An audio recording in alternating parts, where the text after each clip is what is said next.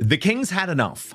He has finally decided to distance himself from these ongoing claims from quarters, especially of the mainstream media, actually. I would argue pro-Prince Harry and Meghan Markle quarters of the mainstream media. Photo album selection of their wedding day 8 years ago. It's their 8th wedding anniversary today, posted by Meghan on Instagram.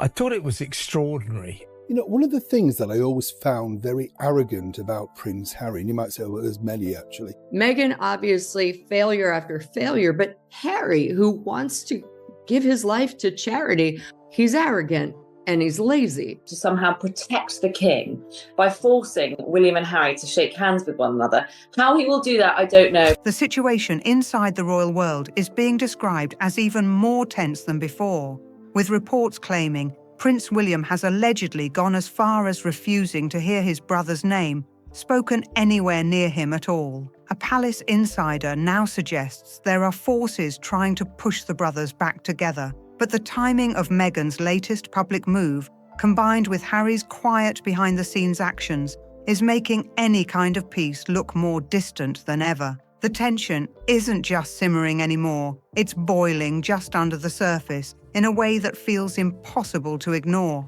William didn't slowly drift apart from Harry like people sometimes assume in family conflicts. Instead, it is being painted as something far more deliberate and cold, like a solid wall being built brick by brick between them. Every passing week, Harry is said to be adding more weight to that separation, whether intentionally or not. Inside Kensington Palace, multiple royal sources claim William has made it crystal clear that Harry's name is not to be spoken casually, not in meetings, not in briefings, and not even in everyday conversation. That Charles III is trying to secretly engineer some type of return for Prince Harry and Meghan Markle to this country. That King Charles is in some way working in cahoots with Prince Harry and Meghan Markle to make this couple who are so hated by the public in some way more politically palatable. But would you go as far as to say, from the point of view of William, that in regard to Harry, they are no longer brothers? Have they ceased to be brothers from William's point of view? I think that's spot on. I really do Wow. think, and that's why William was so troubled. I heard when the row first happened, I heard he went up to Balmoral and basically grieved for his brother, a bit like after, when his mother died. He grieved for his brother because he felt he'd lost another incredibly close and important member of his family. Where it could be slipped in without notice, the idea being described is simple but severe: total emotional distance enforced at the highest level. This is not being framed as anger or revenge, but something much more guarded and protective in tone. William, as future king, is reportedly making decisions based on shielding his household rather than reacting emotionally to the situation. The door, according to these claims, isn't just closed.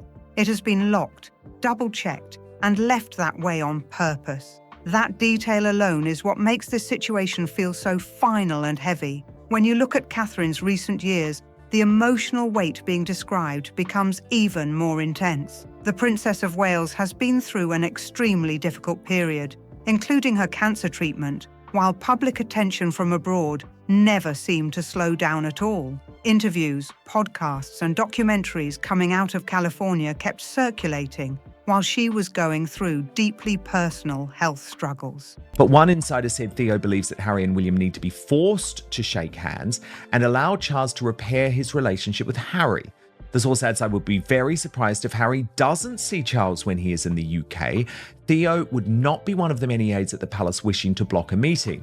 But while he may be outnumbered after the US visit, he is the most respected man in the building right now." There's a new royal aide in town, and his name is Theo Rycroft, and he's become this kind of great white hope for King Charles and any hopes of repairing his relationship with Prince Harry, and even possibly repairing the relationship between Prince William and Prince Harry. And the reason is because Theo is this incredibly nice man, and he's also incredibly talented as a diplomat. In fact, it was was him that got Charles and Trump getting along so well during the US state visit last month. And then also when Prince William met Donald Trump in Notre Dame last year, it was Theo behind the scenes greasing the wheels and making sure they all got on, despite their differences over issues like climate change. Every moment of recovery and privacy seemed to be surrounded by outside noise, commentary, and speculation that followed her everywhere she went. Even her family life didn't escape the spotlight, with her parenting questioned, her marriage discussed, and her dignity repeatedly tested at a time when she was at her most vulnerable.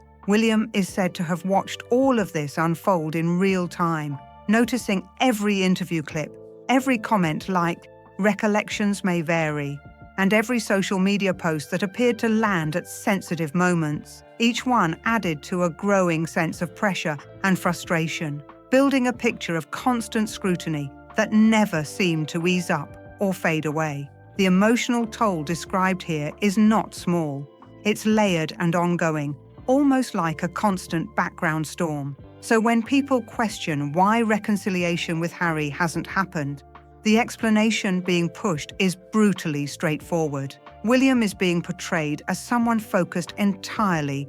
Anyway, so people think Theo is this absolute diplomatic genius, and everybody thinks he's marvellous and kind and nice. So the current rumour doing the rounds at the palace is that maybe Theo can smooth the way between William and Harry and get them to shake hands. He's not being over-optimistic, let's face it, there may never be anything more than a handshake. But just to get them in a room together, vaguely being civilised with one another, for the sake of King Charles, who after all has got cancer and is going through a lot at the moment. He just did State Parliament opening. He's a very busy man. And Theo apparently sees it as his duty to help the king and help make the king's life less stressful. And of course, one major source of stress is Prince Harry. Obviously, the palace aides are very much saying, oh, of course, that would be overstepping his duties. He would never express such an opinion. Aides are always neutral. But this is the rumour that I'm hearing. You know, one of the things that I always found very arrogant about Prince Harry, and you might say, well, there's many actually, but one of the things I really did think was arrogant was when, of course, he started to make the programmes for the streaming giant Netflix. And the thing that I thought was odd was, having worked in television myself in a long time, it's very difficult, you know, even if you are a major name. And let's be honest, Meghan and Harry were major names when they signed for that. On protecting his immediate family, his wife, and his 3 children, and refusing to expose them to anything that might reopen old tensions or public chaos. In this version of events, reconciliation isn't just complicated, it's seen as risky. And that is exactly when a new figure reportedly stepped into the story, claiming he could somehow repair the fractured relationship. That figure is Theo Rycroft, a former diplomat with connections through marriage to Samantha Cameron's sister. He has recently taken on a senior role as Deputy Private Secretary to the King. And according to reporting by Charlotte Griffiths in the Daily Mail, he has allegedly taken on the idea of reuniting the brothers. She would still be the girl from Suits if it weren't for Harry and his family. And yeah, just let's have a look. I mean, you're right. That's what struck me. I mean, the royal family, the king and the then Queen, Prince Philip, the then Prince Charles, now King, they went out of their way to make her feel welcome. You saw the King walking, or Prince Charles as he was then, walking Meghan down the aisle. He stepped in because, of course, Meghan didn't want her down market, her own family there, because she's a bit of a snob. A year of her wedding, and now she's feeling it's wonderful and all that. The picture there is then of pink penguin. Yeah. That's what they had because penguins never let they mate for life, don't they? Yeah, that's the idea. But she's not mating for him. She's horrible to her husband. As a personal mission, the suggestion is that he believes this divide can be fixed with the right intervention and pressure from inside the system. But the most explosive detail came from an anonymous quote that spread rapidly online. It claimed Theo wanted to knock their heads together, as if the situation between 2 grown, high-profile royal brothers could be solved like a minor disagreement that just needs forcing into resolution. That phrase alone triggered a wave of backlash and disbelief because of how casually it framed something so politically and emotionally sensitive. William, as future king, is not someone many believe can be pushed into forced reconciliation for appearance's sake. The reaction from the public was immediate and sharp. Questions were raised about who would even think to describe the situation in that way, and why anyone inside the palace structure would treat it so lightly. The idea of forcing a staged reconciliation didn't sit well with many observers, especially given how deep and public the rift has become over time. It only added more fuel to the ongoing debate about who truly benefits from stories suggesting a royal thaw is coming. And then the narrative took another twist when a major contradiction surfaced. Theo Rycroft himself reportedly denied ever making such comments or pushing that kind of idea, according to royal commentator Neil Sean. That denial created an even bigger question mark over where the original claim came from and why it spread so quickly in the first place. If the people directly involved are rejecting the story, then the focus naturally shifts to motive and timing. Because once you start asking who benefits from the idea of reconciliation, the answer becomes part of the controversy itself. It suggested that neither William nor King Charles appear to gain anything from public speculation about forced unity. Instead, attention turns toward those who might benefit from the perception of progress, even if no real progress exists behind the scenes. That angle alone has kept the story alive far longer than expected. While all of that was unfolding, Meghan made a completely separate move that immediately grabbed attention. To mark their 8th wedding anniversary, she released a large collection of never-before-seen images from their 2018 wedding day, showing behind-the-scenes moments, private gatherings, and intimate snapshots that had never been shared publicly before. These were the same celebrations where guests were reportedly asked to surrender their phones to protect privacy, making the sudden release even more striking. But what truly sparked discussion wasn't what was shown.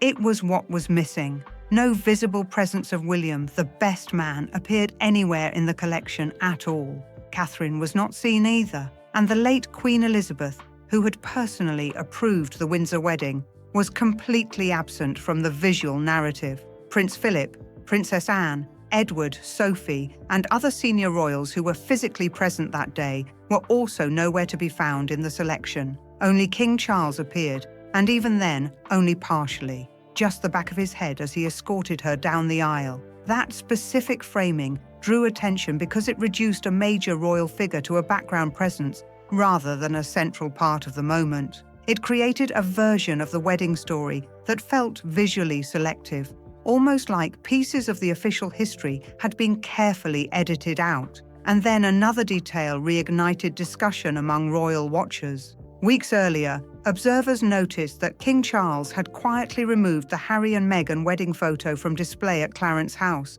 a small but noticeable change that did not go unnoticed by those paying close attention. It was interpreted by some as a subtle shift in tone, a silent message that didn't need words to be understood. A small adjustment like that can carry a lot of weight in royal circles, where symbolism often speaks louder than statements. And now, with Meghan's anniversary photo release showing a version of events stripped of senior royal presence, some believe it may be connected to that earlier change in a way that feels deliberate rather than coincidental. What made the situation even more unusual is that small, almost confusing details started catching public attention and spiraling into bigger questions online. One of those was a strange penguin statue that Meghan reportedly gave Harry as a gift, which people immediately began dissecting for meaning, symbolism, or hidden context that may or may not even exist at all. Then, there was the anniversary cake from the 8th wedding celebration, which oddly only had 4 candles placed on it instead of 8, something that instantly triggered discussion across social media platforms. 4 candles on an 8-year milestone didn't go unnoticed for even a second. People online zoomed in, replayed clips, slowed down footage, and started asking whether this was intentional, a mistake, or even recycled content from a different moment entirely.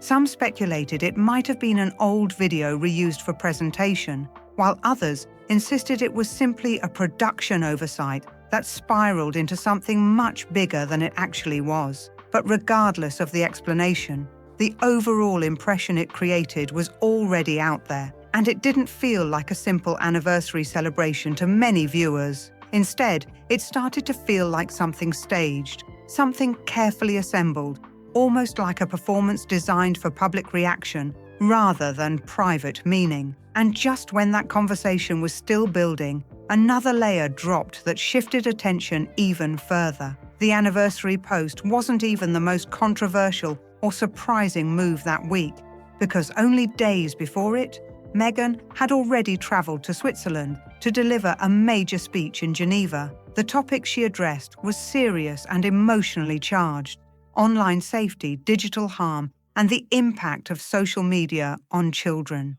But the timing of everything made the situation instantly more complicated. Hours before stepping onto that international stage, she posted a personal photo on Instagram showing her 4-year-old daughter, Lilibet, kneeling near her feet while Meghan stood above her in high-end designer clothing. The image was framed in a way that made the child visible just briefly, enough for recognition, but still presented within a controlled and curated composition. That post immediately raised questions about consistency, especially given the subject she was about to speak on publicly, because the contradiction felt too close together to ignore. On one hand, she was preparing to warn the world about exposing children online and the dangers of digital visibility. On the other hand, she had just shared an intimate family image of her young child moments before taking that stage. That contrast is what sparked intense debate across online spaces,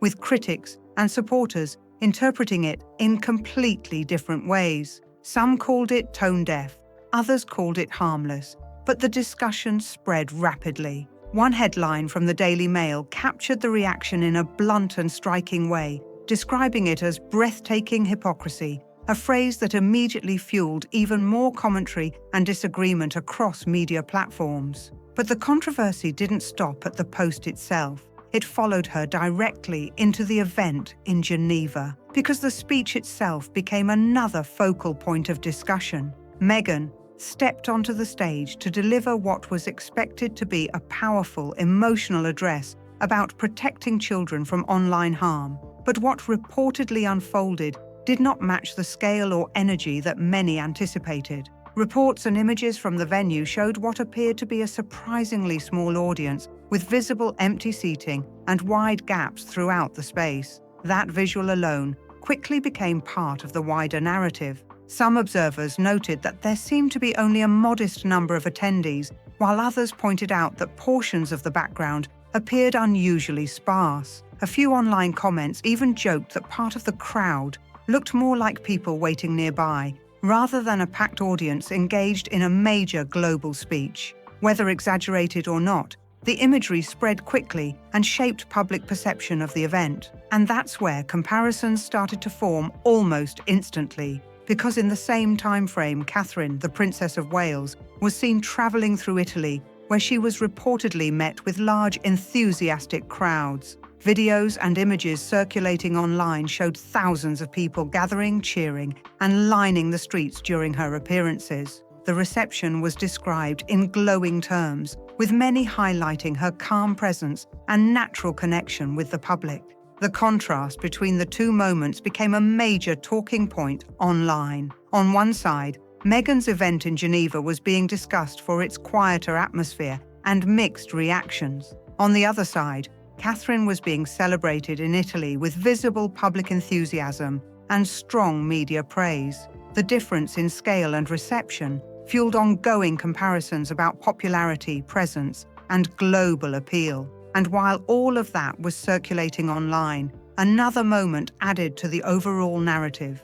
Meghan's return journey included a stop at Heathrow Airport in the UK, which immediately raised eyebrows given past statements about safety concerns in the country. The fact that she passed through the same location she had previously spoken critically about became another point of discussion online. And as always, in the digital age, even small details like that did not go unnoticed. people began questioning why the stop was made, whether it was planned, and what it meant in the broader context of everything unfolding that week. But beneath all the speculation, the more serious layer of the story was still centered on the shifting tone coming from within the royal household itself. According to royal commentator Neil Shawn, who has long reported having palace contacts, King Charles's position regarding Meghan is said to have hardened significantly over time. A source close to the palace reportedly told him that while Charles may still hold a desire to see his son Harry and his grandson Archie, the same sentiment does not extend in the same way toward Meghan herself. The claim suggests a very clear divide in approach, one relationship being kept open, while another is reportedly viewed as permanently closed. And the reasoning behind that alleged stance is rooted in years of public events, interviews, and personal family tensions that have continued to echo long after they first began. Many believe it traces back to deeply personal family dynamics that became public in ways the royal household had never experienced before. The treatment of Thomas Markle, Meghan's estranged father, is often cited as one of the earliest and most sensitive points of concern. Observers have repeatedly pointed to how that relationship unfolded publicly and how it may have shaped perceptions within the royal family itself over time. The late Queen was reportedly unsettled by how events developed, while Prince Philip is said to have never fully warmed to Meghan after those early tensions became widely known. Then came the Oprah interview during an already emotionally charged period for the royal family, adding another layer of strain at a time when Prince Philip was in his final days. That timing alone left a lasting impact on how certain members of the family viewed the situation moving forward. After that, the release of the Netflix series and Prince Harry's memoir only deepened the divide further, with ongoing commentary and revelations continuing to circulate through international media. Even Queen Camilla's early efforts to maintain harmony are said to have faded over time as tensions continued without resolution. And as each layer built upon the last, the space between the two sides only appeared to grow wider and harder to close. What's being described here, according to these ongoing royal narratives, is a relationship that has shifted from strained family tension into something far more rigid and heavily controlled, where even basic interaction is now treated with extreme caution and layers of supervision. Insiders reportedly suggest that Meghan is viewed in such a fixed way by parts of the royal circle that expectations of change have essentially been abandoned, and that belief has only deepened the distance over time. Even more alarming in these claims is the idea that Harry himself is no longer seen as someone who can simply sit in a room alone with family members without additional presence. Sources describe meetings that would require a third party present, not for physical safety concerns, but because trust has been so significantly eroded that even private conversation is no longer considered secure or predictable. That alone shows just how far the breakdown is said to have gone. After everything that has been released publicly, the memoir, televised interviews, documentaries, and repeated personal disclosures, the royal family is described as operating in a state of permanent caution, constantly weighing what could be repeated, recorded, or reframed later in public. That is why insiders frame the situation not as a temporary conflict, but as a lasting emotional and institutional distance that is extremely difficult to reverse. And yet, even that is not presented as the most controversial element of the situation, because according to royal watchers, the deeper concern lies in Harry's increasing involvement in political commentary and global issues, which is traditionally considered completely outside royal boundaries. From opinion pieces to public statements on international conflicts, including Israel and Ukraine, Harry's growing political visibility has reportedly created discomfort within royal circles. His timing of statements around sensitive diplomatic moments has only intensified scrutiny, especially when viewed alongside the monarchy's strict expectation of neutrality. At the same time, concerns have also been raised about alleged contact with political figures connected to the UK government, including individuals within Keir Starmer's Labour administration. This has sparked debate among observers about whether such relationships blur constitutional lines or whether they serve more practical interests tied to security discussions and ongoing personal concerns. Even former officials have warned that once royals enter political space publicly, the institution itself risks becoming part of partisan conversation, which can have long-term consequences far beyond any single statement or article. And for William, who has spent years preparing to uphold the stability of the monarchy, this is often described as one of the most difficult aspects to witness because it places family conflict directly alongside constitutional risk. Meanwhile, another major concern has reportedly emerged around Harry's charitable identity, particularly the Invictus Games, which once stood as his strongest public achievement.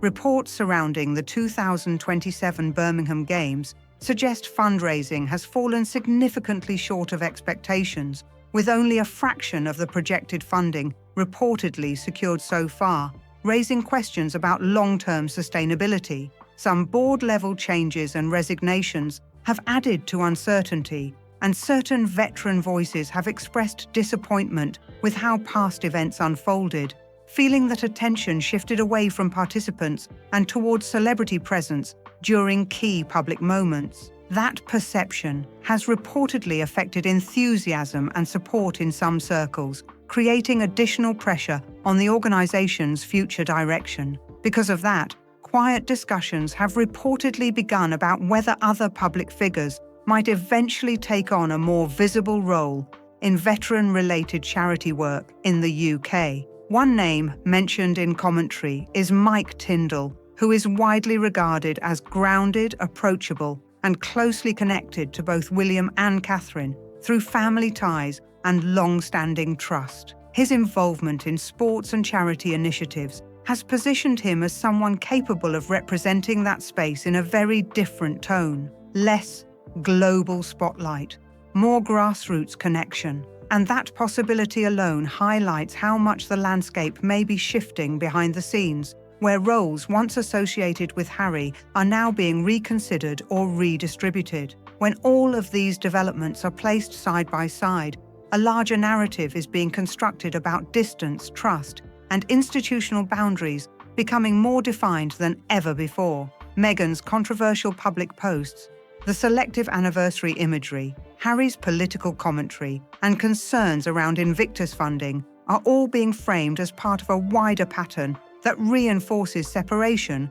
rather than reconciliation. And that leads to the central question being repeatedly asked in royal commentary circles. Why would William ever present a public gesture of unity when every recent development appears to deepen the divide rather than close it? Even if there were willingness on one side, Catherine's position is often described as equally significant, especially given the personal scrutiny she has already endured and the way public narratives surrounding her may be revisited in the future. And even in a controlled setting, any meeting would likely appear less like reconciliation and more like carefully managed optics, staged formality, brief exchanges, and emotionally restrained interaction designed for appearance rather than healing. Because at this stage, everything that has already been said publicly, through interviews, memoirs, documentaries, and global broadcasts, is irreversible. Those words remain fixed in public memory, shaping perception long after the original moments have passed. William's path, according to these reports, remains centered on protecting his immediate family and the institution he is expected to lead one day, in that exact order. And Harry's path, shaped by distance, public commentary, and ongoing controversies, has only widened that gap further over time. The result is a divide that is no longer just emotional. It is structural, reputational, and deeply public.